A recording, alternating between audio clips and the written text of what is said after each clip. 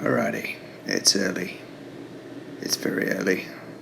I hope this video does alright in one take. The IS7 has just got a buff in hit pool, so it's gone up from 2050 to 2500, so that's in my must plus 450. So I thought I'd take it out, give it a go, see what's occurring with it, give it a thorough road testing. Not played the IS7 in a while. Before I start, a couple of notices, if you like. First off is just to say thank you to Wargaming for the 14 days of free premium account. I thought in the current climate, a lot of stuff going on with COVID-19, that was a really nice thing of them to do, and I know they get a lot of grief, mainly off me, a lot of YouTubers and players and whatever, but you know what, good for them. The same thing is, without being too preachy, can we all just be a bit nice to each other in chat? You know, next time we're asking someone to go do something bad to their mother, like, can we consider that their mother might be dying? That's the reality. So I've still seen a lot of toxic stuff in chat, and in the current climate, I've got to say that just disgusts me. And I think, you know, if you're doing that, please do have a word with yourself. Anyway, sermon over. So the hit point buff on the IS7, it really has, I think, made a difference to the tank. I've always driven it frontline. It's a heavy tank, but I think it really has made it just a little bit more noob proof, which is nice. And it's kind of I don't like tier X. I've been on record for saying that. I do like playing heavy tanks, but anything above tier 8, I really start to get quite bored. And that's just the way I am.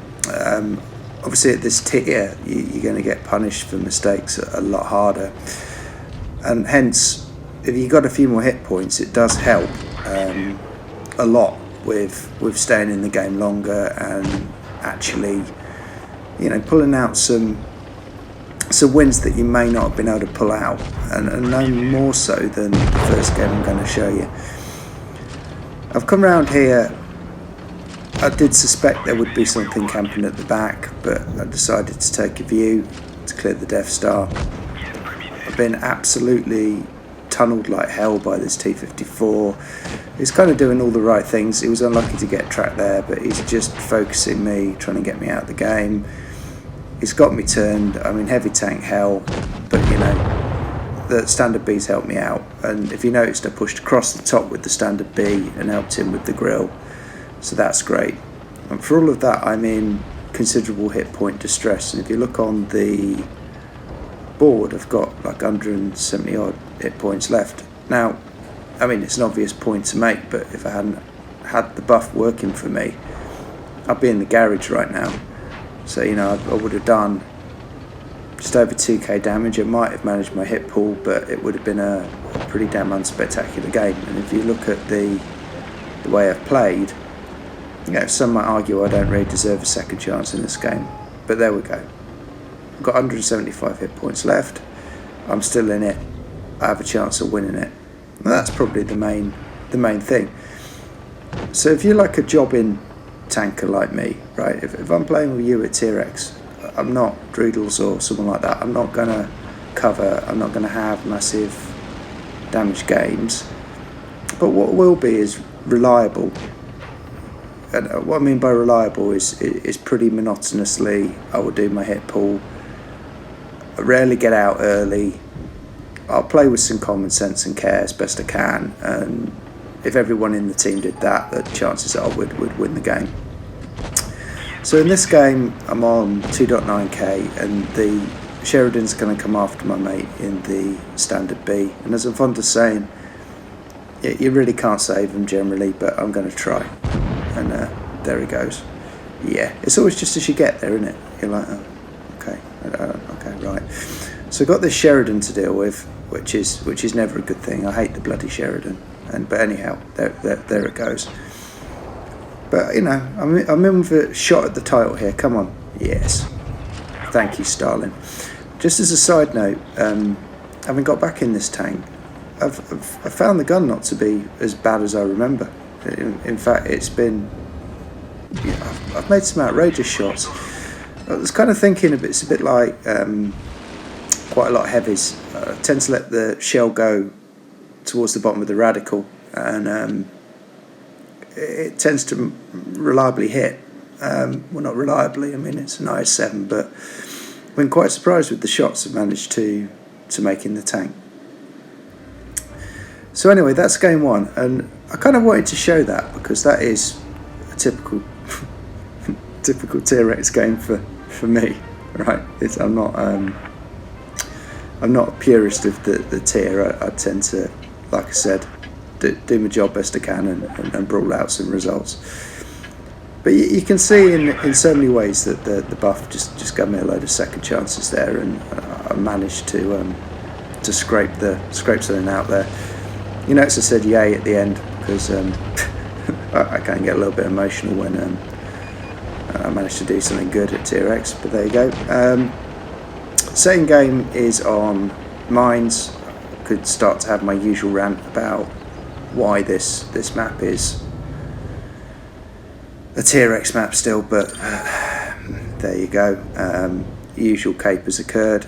Our bat chat's gone to the top, done the right thing. Their bat chat is trying to do the right thing, but getting absolutely hammered as per usual. And I'm going to sit behind my rock, doing not a lot, but don't worry. This is me we're talking about. You know I don't believe in sensible gameplay and hiding behind rocks for too long. But I am going to see if I can get some free damage into the side of these guys and stop this bat chat from going up the hill. If you notice at the beginning of the game, there's LGA player, they're good guys, playing a grill, and he's camping at the back on our spawn, which in a grill, no worries mate, you won't do that, that's no worries. The IS4's come down here and has got himself a licorice all sorts, and the Reds have pretty much seen that they've got an overload down here, but I've come to a view, A, that I'm bored because it's T-Rex and my attention deficit disorder's already cut in terms of patience.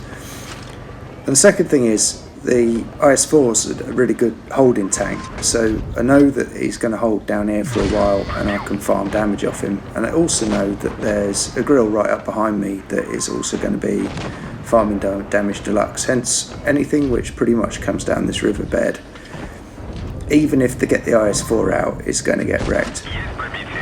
By the way, that T110 thing, I hate those things. I really hate them. They're just nasty gun. Don't like them at all. Got a particular dislike for them, especially in IS7. So I always tend to try and focus them and get them out. I just don't like them. I don't know why. It's because the tank's ugly and makes big holes in me. Anyhow, so I'm going to come around here and push the fatten. There it is. This is my fault, by the way. There's never any noob-free gameplay with me. Look at the angle of the IS7. Am I pointing the pike at him? No, I'm not. What a noob. And then the next thing I'm going to get is the T30, who wants a shot at the Titan. I don't really understand why he let one go as he was dropping off there, because he's now on a massive reload, and I can just tap him and then hide behind the corpse of the T110 thing. So he's kind of looking at me and I'm like, okay, I'm actually going to show him the right part of my tank, bounce him and wreck him. So he's gone. I felt a bit sorry for the pattern, by the way, as he was backing up there, that I landed that shell into him. But like I said, if you do drop the shell in the bottom of the radical, it's a pretty damn good gun. So anyway, I'm moving on up, and you can see it's been a fairly good game. Use the aggressive characteristics of the tank to go clear out the bottom there, hold the flank.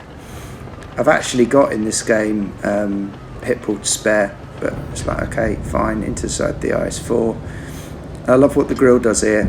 Yep, he's like, yep, okay, we're going to do that. There you go. So I'm going to aim into the bottom of the radical again, and right enough I actually go under the IS4 there, but more times than not those tend to go in. So anyway, overall, really helpful buff on the tank. Has made it slightly more noob proof.